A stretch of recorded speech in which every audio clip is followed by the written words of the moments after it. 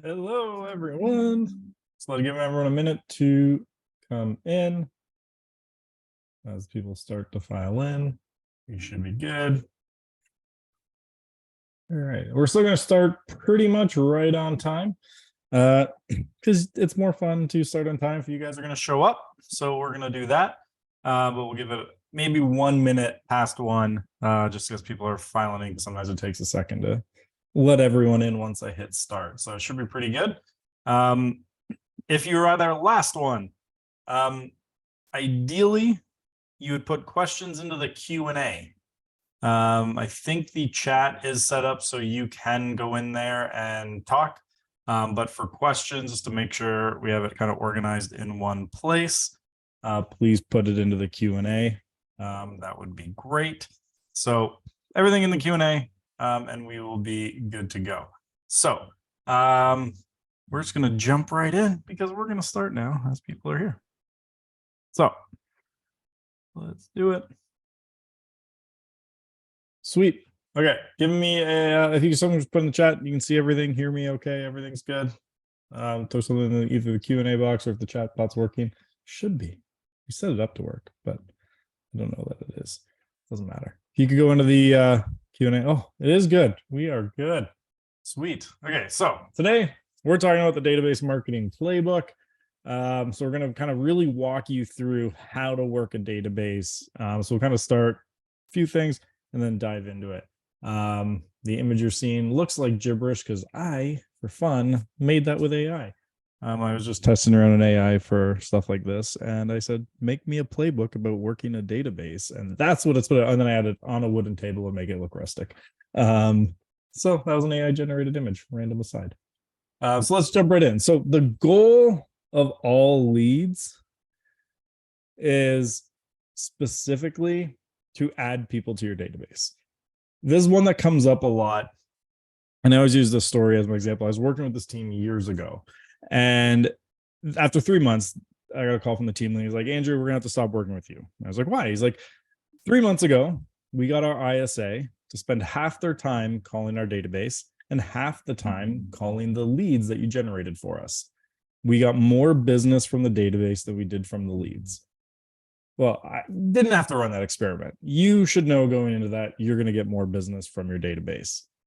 The goal of leads is to add people to your database. This is why you see a lot of brokerages that are very big on lead gen, and their value prop is generating leads, that as agents get to a certain size, they often leave and go to like a more traditional brokerage because now their database is built up and they don't need as many new leads in.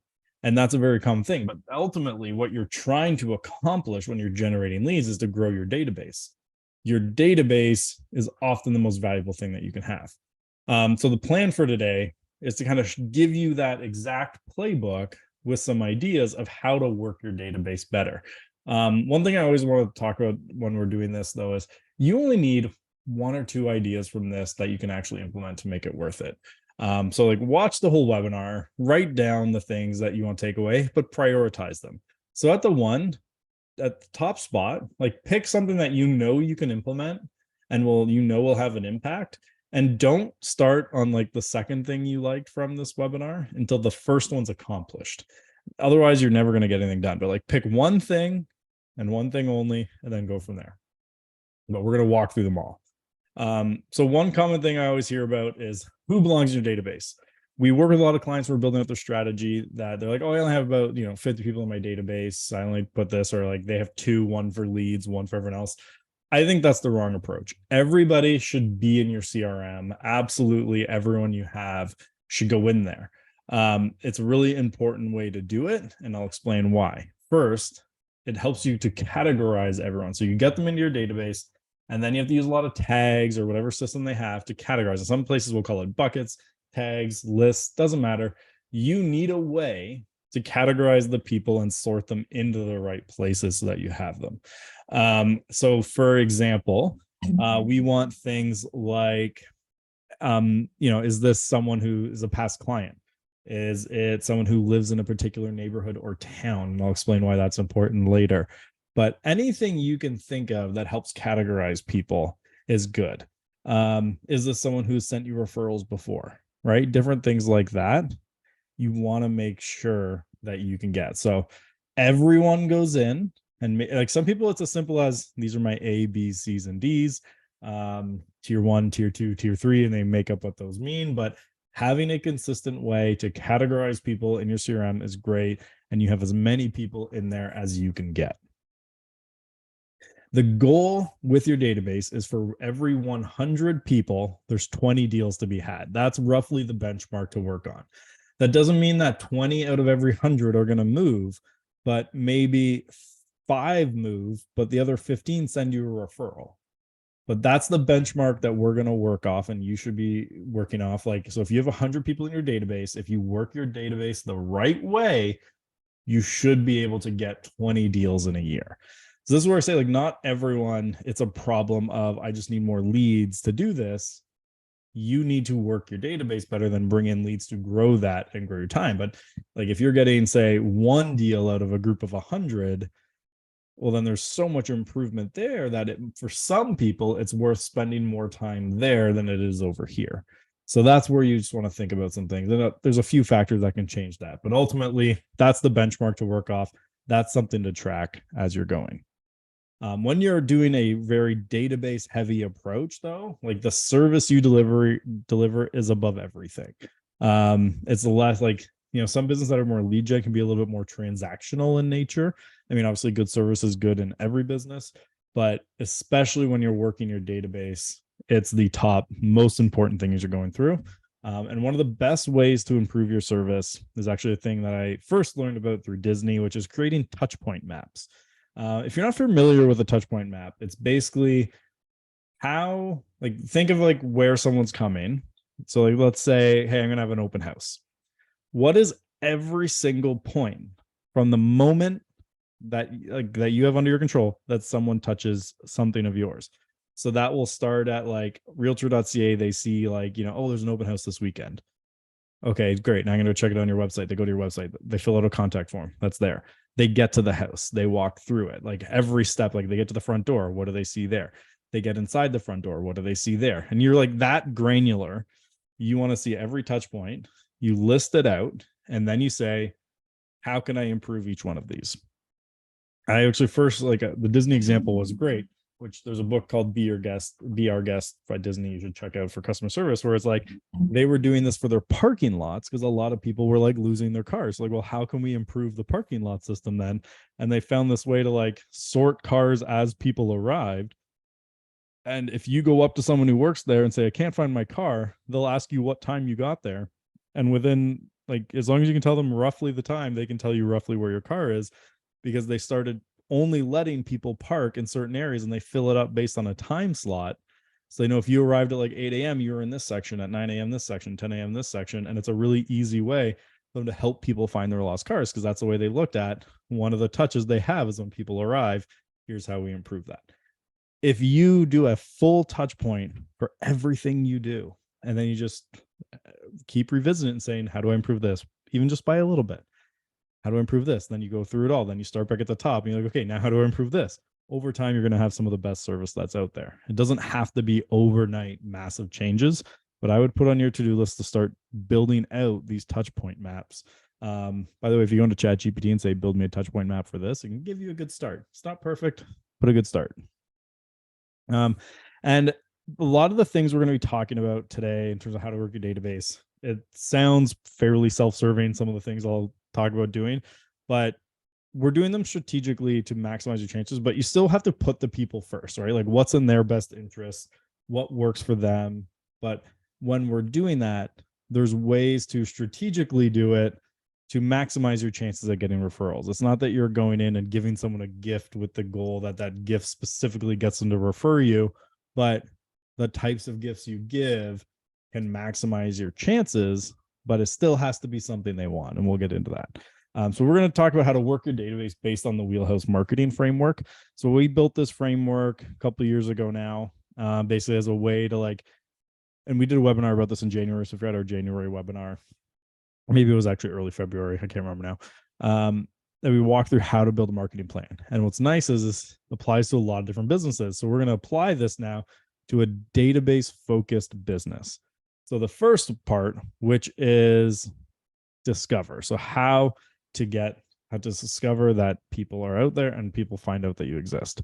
So the first one is to get more referrals. And one of the interesting things about referral based businesses, the more I talk to agents, is I would say 80 to 90% of people who work in referral based business, and referrals are the best way for people to find out that you exist because it already comes in with some trust built in. They're way more likely to close. Is that everyone's very passive about referrals. Like the majority of people I talk to, if you ask them the question, what do you do to get referrals? The answer is, I don't know. They just kind of happen.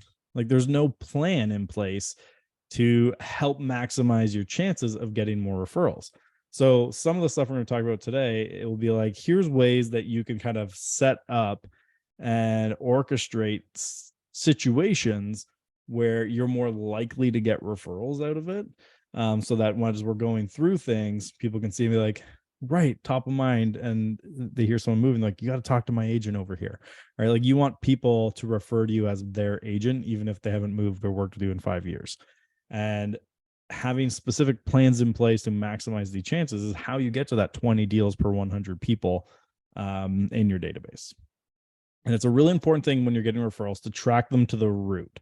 So if you get a referral from someone, who referred that person to you, and then who referred that person to you, and then who referred that person to you, if you truly like keep doing that and really go down to the bottom, you'll probably start noticing that it's a smaller group than you realize who have generated long-term the most referrals for you. Like you might say you got 5 referrals this year, but then those 5 people all came from one person a couple of years before that. That's, make sure you're taking someone like that out more. Spend extra time having lunch with people like that, but understand what that ultimate source was for a lot of the business you do. When people say like, where'd that deal come from? And you're like, came from a referral. Great, but where'd that referral come from? Where'd that one come from? What did you do to generate that referral? Like that's where you really want to start thinking about it, is where all that came from, what originated that, what worked the best for you. One of the great ways to get discovered too is using content as a networking tool. So a lot of people, when they create like podcasts and shows, it's very just like, I want to have this popular show that everyone knows about me, everyone watches it. And for example, like at my show Over a Pint, I took a little bit different approach where, I mean, yes, it's nice that people watch it, but at the end of the day, I don't care that much at the beginning if people watch the show. The show was more of a tool to get to spend time with people I wanted to have conversations with. So it was like, I would love to sit down over a beer with this person for an hour and have a conversation with them.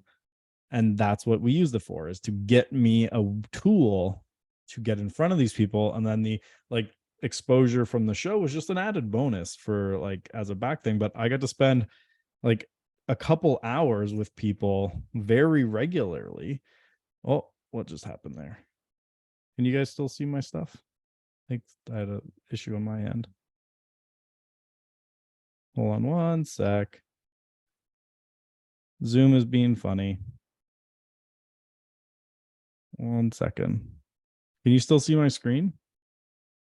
Okay. My screen just like it went all weird. I'll edit this out of the recording. All right. There we go. I don't know why that happened. But we're back. We're all good now. So we should be good. Hopefully we're making it work. Okay. So content networking tool. If you want to start a show, don't worry about people watch it. You don't care about those numbers. What you want to know is the person I'm doing the show with is someone you want to spend time and get to know. And it has that also like you're doing to get to know them. They're getting promotion for what they're doing out of it. So like local businesses, like if I went back into sales today, the first thing I would do, not the very, very first thing, the first thing I do would get my license back, is I would do something like start filming Over a Pint with local business owners. And I would look for those ones that are really popular locally that also work with the same type of clients that I want. And that would definitely be something I know would over time generate me a lot of referrals. I'd also start going to a lot of community events. This is where people can get to know you in a very comfortable setting. They get to meet you. And this doesn't mean you have to like go and get a booth at like a fair. Like it could be as simple as just showing up, right? Like if there's a 5K, you don't have to like sponsor it. Just go to the 5K. Like that's one of the reasons, like with the JSH shirt, I mean, besides the fact I just didn't want to wear a suit, is I can wear this out and it's almost as good as having a booth at an event sometimes because I can out there and people know who it is. They can talk to me. If I send someone on my team there, then we also will see that there. But you can be out there and people can get to know who you are.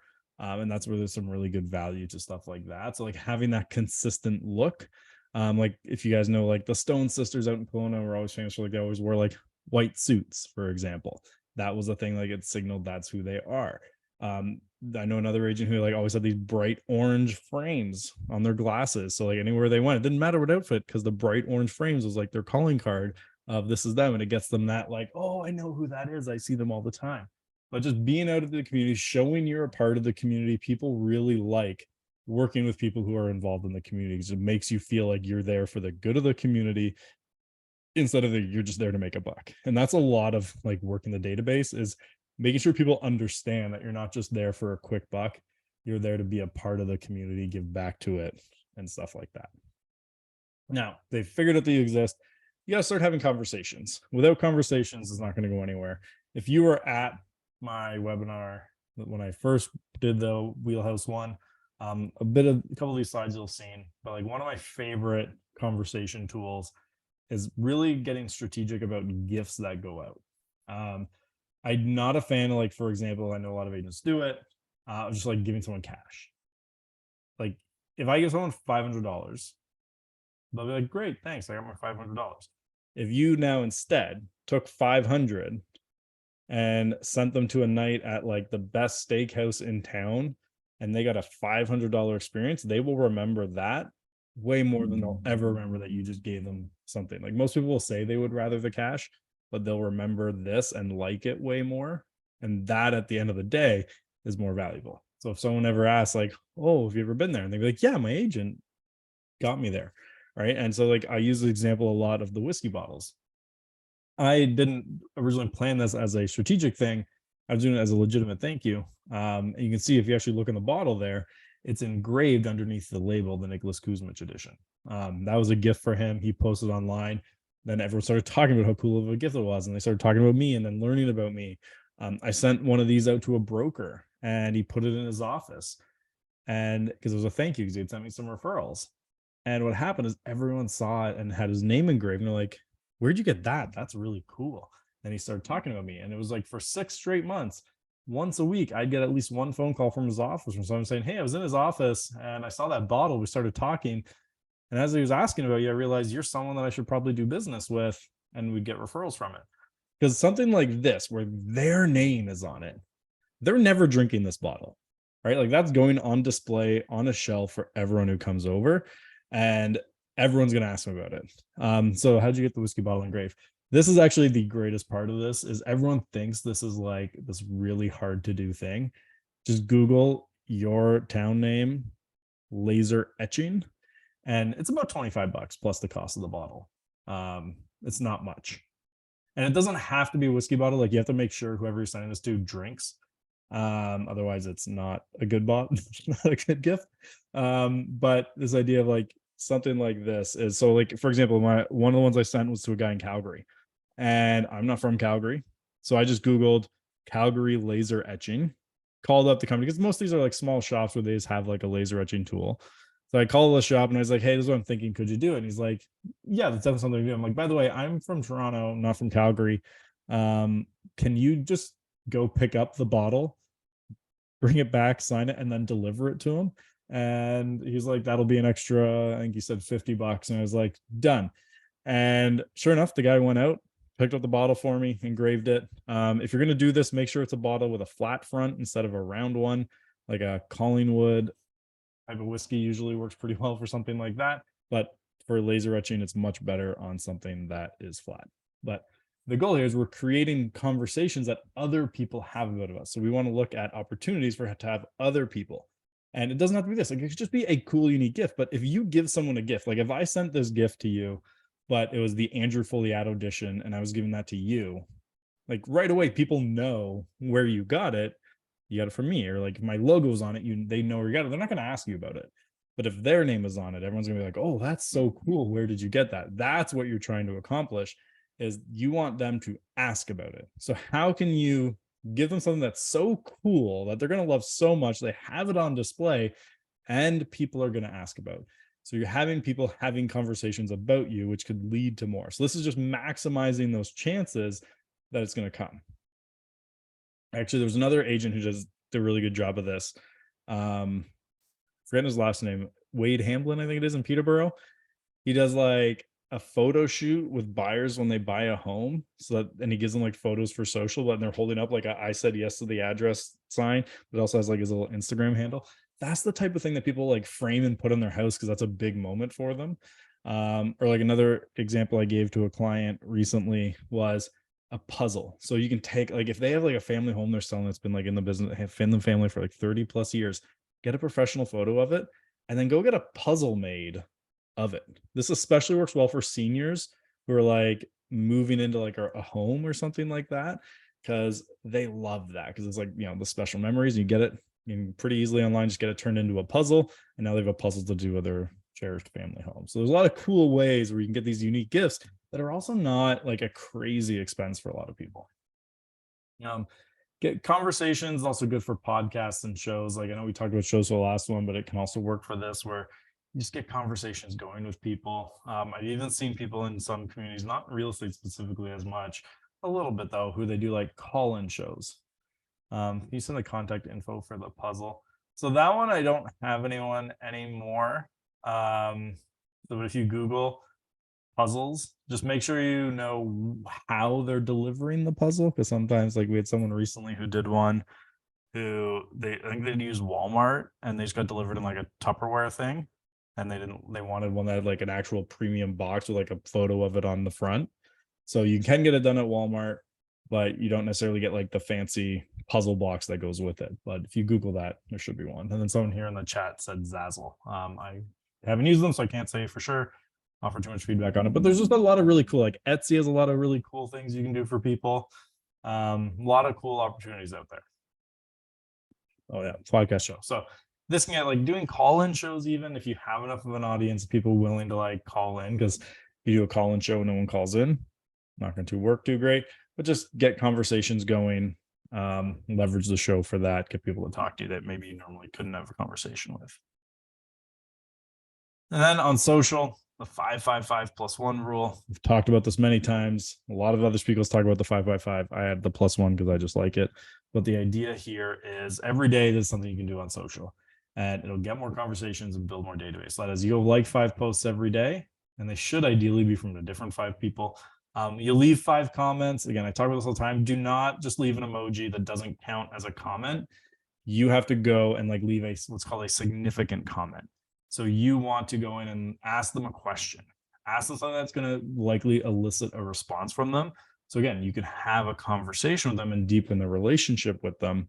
Don't just leave a fire emoji. That's no different than just leaving a like. Like if you leave a fire emoji as a comment, just that counts the same as a like. And then 5 DMs or story replies. Again, emojis don't count as a reply. You want to go in there and ask a question or reply, but every day you do this. So 5 likes, 5 comments, 5 DMs. Next week is the +1. So now you do 666. The week after that, 777, until you find your limit of this is too much time doing that. But you will get more business doing this every day on social than you will just posting every day without engagement. This drives more engagement, gets more people engaging with you, and is really, really effective on social. It's one of the most effective things you can do. Also, don't be afraid on Instagram, especially, to leverage the close friends option. So like this is meant for like, you know, sharing more private moments, but if you're using more as like a business focused account, you can also use it for your database of making them feel like it got an inside track to something. So you can do like something like your coming soon stuff this way, where you're giving them a little bit of advantage or a little bit extra behind the scenes stuff. And like, to be honest, there's people I know who use the close friends feature and literally everybody is on it. Like there is no one who's not on it, but now they feel more like they're on it. But the close friends, don't be afraid to leverage this, because when someone sees the green circle instead of the regular one, they're way more likely to click on it too. Like if you ever actually check the like viewers per number of people on a list, the close friend engagement is so much higher, because people feel more close to you when you put them on your close friends list, and they're way more likely to watch it. Off-peak contact is something I also really am a big fan of. So this would be like, everybody sends cards at Christmas, but who sends a card on like a Tuesday in June, right? So what would be opportunities that are, so like everyone expects things like birthday cards, anniversary cards, Christmas cards type of thing. But like you see on LinkedIn, someone got a job promotion. Don't just like hit like and say congrats.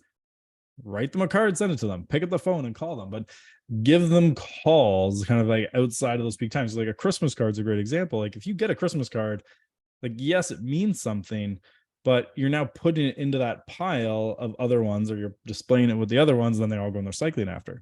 But that one random one I get when no one else has sent one is more memorable for people. So look for like taking those opportunities to do a kind of more off peak contact times contacts. One of the easiest ways to just stay top of mind is what we call thinking of you content.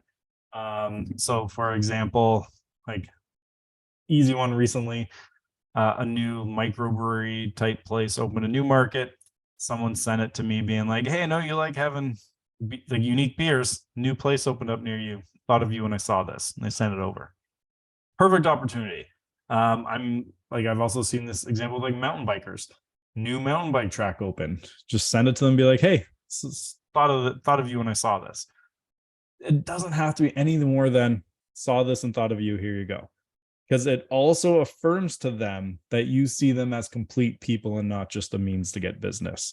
And that's the type of thing that really fosters that long-term loyalty, more likely to get referrals when you show that type of thing. So when you're out with people, and this is where like a CRM can be really important, and you're doing tags, be like, add into the notes section, like what interests they have. Like if you know they're a diehard fan of a team, then make note of that, because maybe there'll be opportunities where you can get them some experience that they maybe otherwise couldn't have. But look for opportunities so that you can just send a quick thinking of you. And that could be as simple as, I haven't reached out to this person in a while. Pull out their thing this year. Oh, they're really into this topic. Go Google and like look for something new in the news about that topic. Grab and be like, hey, saw this, thought of you. Send it over to them. And it just helps with that. And then strategic emails.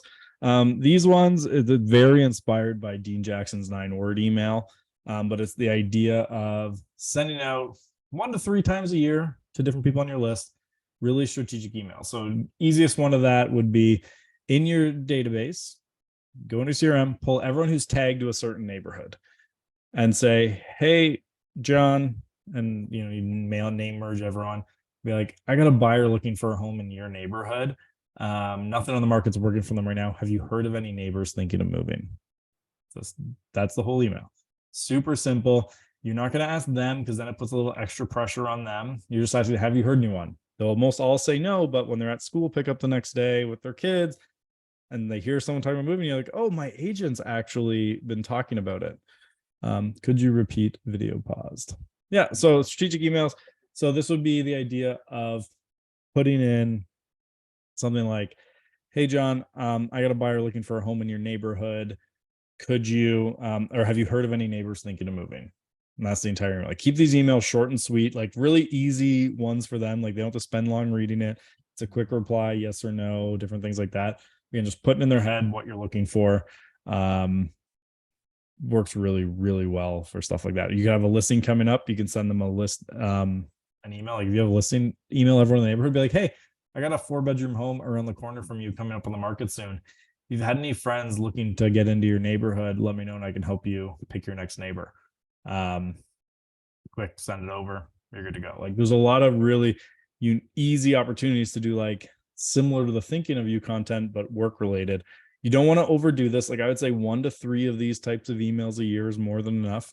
And maybe once in a while you sub it out with a thinking of you, but like these types of short, sweet emails that feel like it's just to them go a long way to build a relationship. Then obviously for those who aren't on your list yet, you want to get them to join your database. So one way to do that, always have something to invite people to. This could be a newsletter. It could be maybe you do regular events. It could be what's my home worth offer. What it exactly is doesn't necessarily matter as much. But what you're trying to get away from is, well, if you ever need a hand with anything, just call me. You want to try and do something that they want now. So like, hey, I send out once a week an update or once a month an update on what's going on in the market. Yeah, always have that go-to invitation option, right? It's like if you're door knocking, it's not just, hey, I want to introduce myself. Like you want to give them a reason to give you the information, even if they're not planning on moving. Like if I was door knocking, I would do something like do your regular intro script and then go into it and just say, by the way, I actually have a price report I send out on this neighborhood once a month, once a week, whatever the frequency is, and say, hey, do you want to get on that? I send out everything. Nice to the question. Please suggest amazing RE specific CRM. Most of our clients, I'd say, are on Follow Up Boss. It's great if you're going to work. KV Core would be the other one, or if you're with Royal Page, they have actually, I think Remax, Royal Page, EXP all have KV Core for all their agents, if I remember correctly. I think some are like RLP Sphere is KV Core. But yeah, they're all KV Core is very good. Follow Bosses, I'd say most of our people have to like pick their own use. There's a few that use like Exact and Top Producer, but Follow Boss or KV Core is the majority. But at the end of the day, the cheesiest line ever when people ask what CRM, it's the one you use. And they just pick one and start using it. You don't worry about fixing things up later. Just start using one. I also like for getting people to join the database is fun competitions every year. So for example, like when I did Light Up Aurora. So I sold an Aurora and I just made it a Christmas light competition, which at the time was more for me my business was slow anyway to do that month. So I was like, well, I might as well keep busy with something that gets me in front of more people. So I created a Christmas light competition. Easy way to get people opting in. We made it a vote-based thing. And by the end of it, like people were like saying, like thanking me for what I was doing for the community and how great this was. And it worked out really well. I got front page on the newspaper from it. But things like this really help, like again, cement you as a person in the community. And people love these types of events. So highly recommend looking at things like I've seen variation of this, like gardens, like help us pick the best garden in town and different things like that. Like it doesn't have to be Christmas lights. It doesn't have to be any one specific thing, but like, what do your community care about? So like, I was trying to work with like first time buyers, first time sellers, which is a lot of young families. And I know kids love seeing Christmas lights. It was a really easy inclusion into what I was doing. Whereas like the person I know who did like the best garden in town one, they work with more of a senior population who are really into gardening and they love seeing these cool gardens. So that's why they did it that way. It's no different than like some towns that do like historical home tours. You can even help organize something like that. Other way to get people to join your database, just value-based lead magnets. So little things that just offers them value that you can give them to them in exchange for their email. If you have a really good follow-up system, you don't even need to get their phone number at this stage. Just you'll email that to them. I could do an entire session on just lead magnets, which if you guys want, let me know and I could do that at some point. It's a deep topic if you want it, but value-based lead magnets are a great way to get people to reach out. This is another favorite of mine, which is what I call the listing update system. So I know forced registration works really well in terms of getting leads, but it also annoys a lot of people. Like how many people here know someone who's made a comment to you like, I hate when agents put the price behind it, right? Like consumers hate that. Like they really, really get annoyed. It is a predictable way to get leads. It does work, but it annoys a lot of people. So I was talking with some clients, we were brainstorming, and we we're basically that idea of like, there must be a way to almost like have a similar thing to force registration that they're going to thank you for instead of being upset. And that's where I came up with a listing update system. Basically, the idea is instead of saying, hey, the price is behind this registration, you got to register to get it, we instead say, register for updates about this property, we'll send you updates as they happen, including the sold price when it eventually sells. And you can start that really simply in the coming soon, being like, hey, we're getting this home ready for sale. The photographer's in. We're doing the market research, figure out price. If you want to be the first one to get a copy of the photos and the floor plans and the price when we got it, register and we'll send you those updates. We'll let you know when we are having offers and open houses. And then when it sells, we'll also send you the sold price. Now, when people register, they're going to thank you for it. This is also a great tool I like at open houses when they're doing the sign-in sheet. Do you want to get updates about this property? Check, leave your email. We'll tell you the sold price. Check. They want to get that. Now you can stay in touch with them about this. And then when it sells, you send them the sold price and be like, by the way, would you like to regularly get a list of other properties that are similar to this? Super simple way to kind of keep them going on your list, building up that database with people who aren't annoyed with you. So big fan of the listing update system. Would you use this on an Instagram post? Absolutely. Also, like in the stories, use the question box. So the question box, traditionally what it's used for is people can ask questions and you repost it and answer it. But you can also use that as a way for someone to submit their email. So just put the question box, be like, do you want to get updates? Leave your email in the question box. They leave their email. You grab that, add it to your CRM, put it on a list. So that's there. Now we're getting into conversion.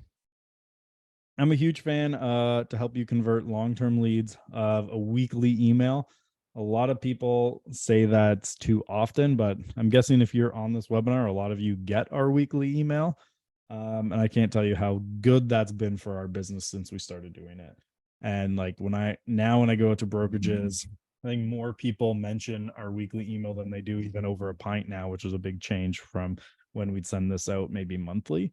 And we started doing like the same thing for clients. And what we've seen, like, as long as the content's good and relevant, weekly is the perfect cadence for a lot of things.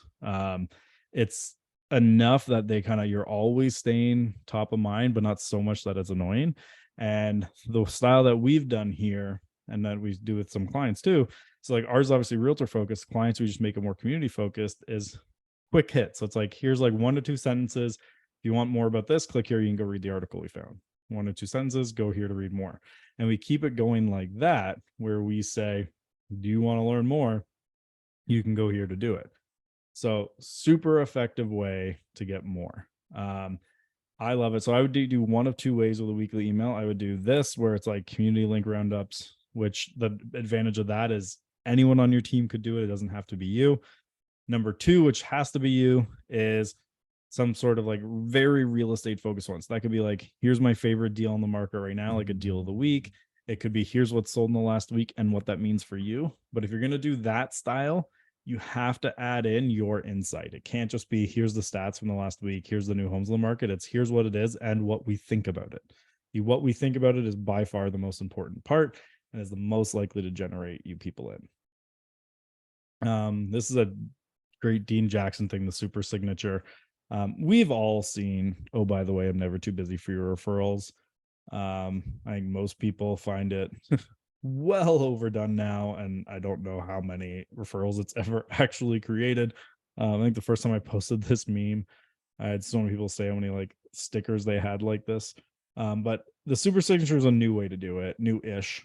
But basically, instead of putting like, oh, by the way, I'm never too busy for referrals, you put like your mandated, this is what I have to have, like, sales rep, brokerage, phone number. And you're like, when you're ready, here's a few ways I can help you. Then just list 3 or 4 things they can do to start working with you. So it could be, you want to find out what your home would sell for, just reply to this email with your address and anything you've done to your home since you bought it, and I'll let you know what it could sell for today. Number 2, is there a house you want to go see? Reply to this email or text me here with the address and the home you'd like to see and what time, and I'll book a showing and confirm it with you. Number 3, you want to have a consultation about, investing in real estate. Click here, fill us out, answer some questions, and we can talk about investing. That's often add in a fourth, like, not sure, let's book a 15-minute call to see what the best next steps are for you. You're telling them exactly what to do next. If you have upcoming webinars or seminars or workshops or events, you can also add those in and be like, one of the options would be like, we have this coming up, reply to this email or click here to register for it. Really easy way to get people in and doing stuff with you. I'm also a huge proponent of seminars as a conversion tool. A lot of people use them as lead gen. I think they're more valuable as a conversion tool. So you get 100 leads in, invite them out to a seminar on a topic related to what it is. Like first time buyer seminars were one of my most valuable tools of clients. And most of the time, the people that converted were people who became leads because of something else. And then during the follow up, I invited them to my seminar and then they'd convert there. And I mean, this is a lot of early on in JSH pre-COVID, how I got a lot of clients is I would do a lot of regular seminars on specific topics. And sometimes there were full days, half days, a couple hours. I'd have people come out, go in depth on the topic, and then they'd ask to hire us. And like, I think this is an incredibly valuable way to do it. They work really, really well. So if I were you, I'd be jumping into doing seminars depending on the size of your date, like your marketplace. Like I was in Aurora, so I was looking more at quarterly. Monthly would have been close to pushing it of like maybe there's not enough people in Aurora at the time that to do like in first time buyer stuff. But like if you're in Toronto or a city center in general, you could certainly do them more regularly. Did you do paid ads on social? Yep, I did. I got more attendees through my database, but I did run paid ads too and did get some business from that. But definitely more came from the database than paid social. Zoom or in person? Both. Test them out for you. Also depends on your market. Like, if you're a cottage agent, you're probably going to have a better success doing that on Zoom since people could be further away.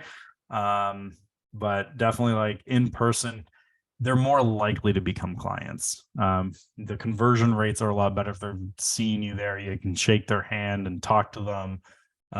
But Zoom works well too. I mean, essentially what I'm doing here is kind of like this whole idea too, right? Like come here, provide value, get to know people. And then some people will come out of that. But Zoom works, in person's preferred. And then you got to earn their trust. This is kind of where we talk about brand marketing. Brand marketing from a trust perspective, like it's hard to measure the ROI of it, but it's a really effective way to build trust with your database. Like they constantly see that you're out there. And the beautiful thing about like brand marketing and online ads is your database, because you can like upload them to Facebook, for example, can see your ads like you're everywhere, but you're really just marketing to them. And so it's actually really cheap for you to constantly stay in front of your database without having to spend a lot on the ads themselves.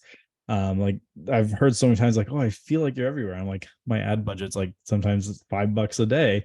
And then I'm just advertising specifically to our community. So brand marketing, really, really effective, hard to measure the ROI, but a really important part of trust building. I mean, that's why like Ryan Reynolds has done so well. I mean, one of the reasons like is, really funny ads, but it builds trust with people when his name's behind it. And people are really enjoying it, but it's not like he's doing hard sells on everything. Educational content. I can't even begin to start how well this works from a trust building standpoint and conversion standpoint. So look at like, what are frustrations? Like I always look for like, what would someone be doing in like the process of working, buying a home, or like, especially early on, that they would look at and get frustrated and go to Google to try and figure out an answer. So like when I sold, I probably got 500 to 1,000 extra people to my website every week for what is a bully offer. People are starting to like pay attention to what's going on, but they don't know what a bully offer is. They go to Google, what is a bully offer? Ended up on my site. So look for opportunities like that, where what would someone get frustrated about and need an answer on social? So like years ago, if you remember pre-housing category, when you started running ads, you had to certify you were complying with real estate rules locally, like fair housing laws. And a lot of agents would get very frustrated at that process. So I just created a video, how to certify compliance in your real estate Facebook ads. And you can see like 28,000 views on a 3-minute video. But the beauty of that for us was it means that it's a real estate agent because it's specifically for real estate Facebook ads. That's who runs it, is real estate agents. And it's agents running Facebook ads, which are our ideal clients. And it's agents running Facebook ads who are frustrated with the process and could probably use the help of a professional to do it. Like that one video, like it, as educational content, brought so much business in. Like it was such a simple video that I actually made for a client, I think originally, and then just made a couple quick edits and posted it on there as almost as an afterthought. And that's when it really started bringing in. But look for essentially what are those frustrations people would put into Google to get an answer to. You can create educational content around it. Obviously, driving Google reviews, because what happens when people get a referral before they call you? A lot of times they'll Google the person to see if they look legitimate or not, just to like, almost fact check their friend that referred them. So I love having just a ton of Google reviews. Ask all your past clients to do it. Ask your current ones. As soon as you get, a deal done with someone, ask them to leave you a review. You want at least like 50 reviews on there. Also, they don't have to be past clients. Like I would also ask, like, if you work with specific lawyers or mortgage brokers, have them review you too. Just so that you work well in the industry. They just worked with you. Look for those opportunities just to get people, just they can't be fake. Like you can't go have someone just like write a fake review. So if you're having your mortgage broker do it, have them write it as their experience working with you as a mortgage broker. But just the more reviews you can collect of people working with you, the better. It helps with your SEO, but especially if someone looks you up, it's a great way to show that you're trusted. Case studies, I'm a big proponent of. If you watched any of my content, I talk about I'm not a big fan of like their traditional just sold marketing. I like to frame them as case studies. So this will be like telling the story of the sale from the perspective of the client. So it'll be like, I'm, John and Sarah came to me for this reason. They had to move. Here's what we did to get their home ready for sale. And then, we got this many offers. We sold it for this much over asking. Now they're able to use that to do this in their life. So happy for them as they're on to the next journey. If you want to get similar results to them, click here. We also did one with a client where they set the highest price per square foot ever in a condo building. So like the case study was basically see how this team set the highest price per square foot ever in this condo building. And the blog post just literally step by step showed exactly everything they did to break the record in the building. They got some consumers commenting on it, kind of pissed off because they're like, you're ruining our neighborhood. That stuff you hear about. Apparently we're the ones in control of the market. But what actually happened though is like the penthouse reached out being like, hey, I saw that case study you did about getting the price per square foot. Can you come get that for my house? And we had targeted that ad to the building. So it worked really, really well. And then getting back into like long-term loyalty. So extra things you can do. So annual CMA, I think this is the easiest thing for everyone to adopt right away, which is on the anniversary of someone's home purchase, you send them an updated CMA on their property. And this can be as simple as, home price index is up X%, take the price they paid for it, add that percent to it, send it over and just say like, hey, your home's up this much or down this much. If they bought in the last year, it's probably down. Before that, it's probably up. You can be like, if you're not sure what to do, here's what your options are with that. Do nothing, take them out for a reno, buy an investment property, keep paying it down, upgrade your home with a bigger down payment type of thing. Lots of options, but you lay it out and then you can just add in a nice, easy call to action of, if you've done anything to raise or lower the value of your home in the last year, let me know. I'm happy to pop by and give you an updated, more accurate CMA about the value of your home. Yeah, it's super easy to do and a piece of value that everybody likes because they want to know what their home's worth. Client appreciation events. I like the idea of doing 4 per year. So like I like to do one that's more like, bigger event, like renting a movie theater, and a couple smaller ones, which I got some ideas coming up, and then also a social one. So I do like 2 smaller ones, a social one, and then like a big, like rent a movie theater, rent a skating rink type of thing. Again, depends on who your audience is, the demographic, exactly what you do. Like there's one agent I know, they actually rent the whole drive-in theater and they basically invite all their clients to drive out and they have the full theater for them, which is kind of a cool experience because not as many people go to drive-ins anymore. Fundraisers, another great way to stay in front of people, especially with something close to your heart. I also like pairing these with client events. So like a movie theater, like the cost of entry is like bring a non-perishable food item for the food bank. I was actually on a call earlier this week with an agent talking about this with her. Of like, she was like, I have a client event coming up. And I was like, well, you should definitely do something like, bring a can for the food bank. And it turns out she actually ran the local food bank, which I thought was kind of cool. Like she was the one behind the local food bank where she worked. So it was like that perfect marriage for her. And you do see a lot of agents, like you look at a, For example, Bruce Johnson in Wasaga, who did the Motorcycle for Miracles. Great cause, really close to him. And it's not a planned thing. He's literally doing it for the charity side, but I know it also brings him more referrals because he's get out there, he's meeting more people in the community. He's out there doing a lot of stuff. So it has a lot of like ancillary benefits. But again, the main goal is the helping the charity out, but just gets you in front of more people. Just if you're doing this, don't be cheesy about it. This is an idea I got from another agent, which I really loved the idea. And this only works if you have the budget for this, but it's a really cool idea. They hired an in-house handyman, and part of the thing was like they helped get the homes ready for sale if they needed it. But every past client could also get 1 day a year with their handyman. So they could all request, and like she would cover the cost, but they could get a handyman to come to their house 1 day every year and just do little jobs around the house for them. Super simple, super easy, but they all knew every year they get 1 day with the handyman if they wanted it. Not everyone takes advantage of that offer, but knowing you have that option every year is huge. But then it also helps them. But again, having a handyman on staff, not cheap. So that's one of the things like work up to, or if you have the budget, do it. Maybe you can make like a contract deal on a per job basis with someone that might be worth it. When you put all these together, what would you estimate would be a realistic budget for someone just starting out? How much would you say you grew that by per year?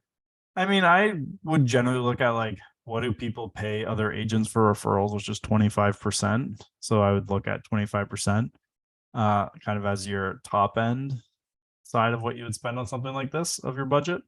But a lot of this too can just be done with your time, right? Like everything has an option and a cost, but like cost isn't always money. It could just be your time, and people appreciate the time you put into things. So I wouldn't always necessarily say like, hey, you have to spend this amount to realistic budget, but like if your entire marketing budget was $500 in a month, that like early on might be better spent taking 5 people out for lunch or dinner than it is 500 on something else. But again, depends on where, like there's so many specifics for each person where that money makes sense and where to spend it. So it's hard to just give a straightforward, here it is, but don't always think about you have to spend money. People appreciate when you put time into them. So if you have some time to spend, use that. I think because a lot of agents have relationship with the photographers, this is also a great way with clients. Like 2 of the client events I recommend every year. It's like every spring, if you work with families, be like, get updated family photos. Like my wife would think that'd be the greatest thing ever. And she pays to go out to get a family photo every year. I can guarantee if an agent offered her a free family photo every year, the professional photographer, she would jump all at it. At the end of the day, like from a marketing budget standpoint, getting all your clients out and giving them all essentially a gift that only costs you the cost of the photographer for the day. You just like go to a park, like 100% worth it. You build so much from something like that. And just look for opportunity. Or the other thing with this, Santa Claus photos at the end of the year. Rent a Santa Claus for a day and be like, you don't have to go to the mall and wait in line for 3 hours. Just come to my office. I've set up a little scene with a Santa. Come get your photos. Super easy. Great way to also spend time because you can sit there as they're coming up and have conversations with them, and they're all going to be happy and smiling and having a great time. Really easy opportunity with photographers. Surprise and delight is just a general thing. So always look for opportunities to give people something they're not expecting. So a great example of this, again, when I had this client, he did a home inspection. I recommended the home inspector. And I remember when it came on a CD, just to date myself a little bit. And he was upset. He was like, Andrew, honestly, if I had known this was a CD and not a paper binder, I wouldn't have hired them. I don't do digital. I don't want a digital thing. I was really just hoping to get like a paper binder. And I was like, I get it, man. Sorry if I didn't realize that was an issue. My apologies. And then I left, drove to Staples, bought a $5 binder. I had a copy of the home inspection too. Handed the guy the CD and said, can you print out this 50-page report? Printed out. I took the 50 pages. I put it in the binder, drove it back to his house. It was like half an hour after he told me, and I handed him the paper binder with the home inspection report. he was blown away and didn't stop talking about it for 2 years. He even called my broker to rave about me after that because he thought that would help me like get a promotion or something because he didn't understand the relationship there. But like he thought it was the greatest thing ever. And it was like $10 and half an hour of my time. Also do this stuff for like I had a couple clients who like gone places like you guys know Heather Beauchesne and Barry. Um, I was pretty confident she was getting engaged on this trip. Long story as to why, but not relevant. I found out the hotel they were going to, and I kind of figured out that was probably the place they were getting engaged on the trip. And I had champagne sent to their room ahead of time. And I was like champagne and charcuterie waiting for them. And like that's such a surprise for her, like her on vacation on the other side of the not other side of the world, but just Greece, you know what I mean? And here's a note from Andrew with like champagne and charcuterie wishing them a great trip. Like that's something that really resonates with people. Again, it's not crazy expensive. I mean, that type of thing can get up there in cost if you start really going to it. But like, if you know your client's going somewhere and it's someone who's really important to your business and you have the budget, like they're going to a resort in the Caribbean, like pre-buy like a romantic dinner on the beach or something like that. But there's so many opportunities like that that mean more to people when you can give these little surprise and delight things. And again, you can also do simpler things like I mentioned him earlier, Chuck Charlton. He does a great one that's not that expensive. A week before a client moves, he delivers fragile stickers because he knows everyone waits for the last week to pack their fragile items.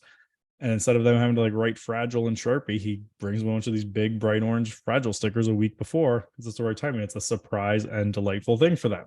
So look for those opportunities that these little things you can do can have a big impact in their mind. And at the end of the day, your database is your gold mine. Like this is the most valuable thing you have in your business. But like a mine, like you have to mine it. I think a lot of people have this misconception in their head that like, oh, if they're in my database, they're going to do business with me, and then get like offended when they go work with someone else. But like you have to mine it. You have to go in there and work it. Like this is not a once they're in my database, it's kind of set and forget. Like you have to put the effort in. And that's not like, it's not a like hard is not the right word. It's just a lot of work. It's not hard work. Like it's actually gonna be a really enjoyable way to grow your business. Like taking people you like out for lunch and having events with them and doing all these things and seeing the smiles. It's great. But it is work and you have to get in there and work it. What's the aim for a good number for your database? I mean, there's no end to it. I mean, if you're using that 20 people for every 100 as your benchmark, I mean, how many deals do you want to do a year? And then if your database is only 50, then you need to get more leads in to grow that. Or if you seem to like stall out at 5 deals for every 100, then you got to grow your database even more to get that up there. But I mean, ultimately, grow it as big as you can realistically handle. That's when you start bringing on team members and different things like that. But yeah, there's not really a like end to that. I would just constantly look for ways to grow it. As you grow a team, you start shifting to how can I add one more person to a database? So like what can I do to add 100 people at a time to my database? But that's kind of what you're going for there. Just you want to constantly grow it, but in a way that you know you can keep delivering the key parts there. So there's a lot of ways to set up the wheelhouse marketing system. If you want help figuring out, we do have a program where we will help you build out your marketing strategy, whether it's database focused, lead focused, or a couple other ways. We only take a couple clients a month on this, so I'm happy to sit with you guys. We can do a call. Like we have an application you can go through. We'll see if we're a good fit. I'm going to be upfront. It's $6,000 for an 8-week to help you build it out. I'm not trying to do a hard sell, so that's about all I'm going to say about it. If you do want to talk to us about helping you build out your strategy, doing it. Now, while we're here, I would love to hear in the chat one feedback. So if you guys thought this was valuable, this is the first time I've ever done this presentation. If you thought it was valuable, and 2, right now, the plan for next month, and I'll find out the date while we're here. I believe it's May 4th. I would forget that. May the 4th. May the 4th be with you. May 4th, we are going to do one on getting Facebook leads. So how to get leads easily off Facebook. that's the plan for the next webinar. If there's a different topic you would like, throw it in the chat. That would be awesome. I'm very happy to make new presentations. Like this one came from you guys, CRM program. I don't know if that would be a full session, but that might be more of like a blog post where I break down different ones. Systems. I saw one about how to start a team. I can also do things like bring in experts. Like I know a lot about like teams, but like there's people who know more about building a team, for example, or like when to start a team. So if there's stuff like that, I'm very happy to bring in other people to do them. And we can go that route. Andy, send me an email. I will flip you the link to get started on that.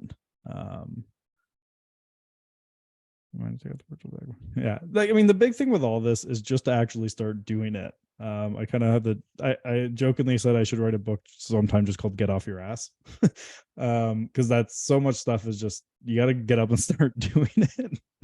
That's a big thing is just get out there and start doing things because you never know when they start work here. So just get out there, start working them. Pick one thing, just one. That's all you need to do. Like I know a guy, and this is like I don't know that I'm quite ready to do this, but if he goes to a conference or a webinar, as soon as he gets one idea he knows he's going to implement, he leaves because he's like, I just need one thing to work, and if I pick more than that, it's not. Is you have to do it, get started, finish it, then go. But he was telling me the story. He learned it from a guy. He went to a 3-day conference, and the guy's like, "Oh, I'm just here to get one idea. As soon as I get one idea, I'm leaving." The first speaker of day one of a 3-day conference gave him an idea that he liked, and he got up and left the conference. And he's like, I got my one thing now. I'm gonna go do it. Like I would stay for the 3 days still, but I admire that mindset of I got my one thing, I'm done. But I would prioritize them based on like how much impact it would have and then what the ease of implementing it would be. Like if it's an easy thing for you to do and it would have an impact, that's the best thing to put in. So look, like some people even rate it's like on a scale of 1 to 10, how big of an impact would this have in my business? On a scale of 1 to 10, how easy it would be for me to implement it, and then add those scores up. Whatever has the highest score at the end, that's the one to implement. But we will do another webinar May the 4th, and then I believe on the 27th of April we're doing office hours. I'll send out an email about it, but office hours are going to be different. And basically like Jen on my team, myself, I might get Aaron and someone else as well to join, but we'll basically just sit on here and take your questions. It'll be more meeting style, so you can come on camera too, but we'll just open it up and answer any questions you have. So you can come and they can be as anything you want related to online marketing in general. I mean, you can ask me anything else too. Like you're welcome to it. I mean, generally most of our questions are going to be marketing related, but that idea of come ask us any questions you want, that's what the office hours will be. And then so we'll try to start doing these bi-weekly office hours webinar. CRM software recommended. Follow Up Boss is generally my preferred one. You just find it works the best. It's dedicated to that. The other most popular one lately has been KV Core. Yeah, there's a lot out there. I mean, again, for JSH, not real estate specific, I use Active Campaign and really like it. A million ones out there. Just pick one, test out the trial. But I'd say most clients who come to us who use a CRM regularly are on Follow Up Boss, unless they're using like the free one their brand provides them. But by far, the most popular paid one now seems to be Follow Up Boss, and we love working with that one with our clients because it's so easy to use. List of those fantastic loyalty ideas. I can throw, I mean, we will put the recording out and you can go through and get it again. I could also create just like a written list for you and flip that over. We can write out a bunch of these. But yeah, if you guys have any other questions, we're past the time. I don't want to hold anyone too late, but really appreciate you guys taking the time. We have the office hours on April 27th, and on May the 4th, we're going to do another one on generating leads on Facebook. If there's any future type of content you want to see, please let us know, whether it's us presenting or we can bring in experts on different topics. I'm happy to do that. But thank you for coming. Appreciate your time. If you have any questions at all, reach out to us and we can work together. Thanks, everyone. Have a great day.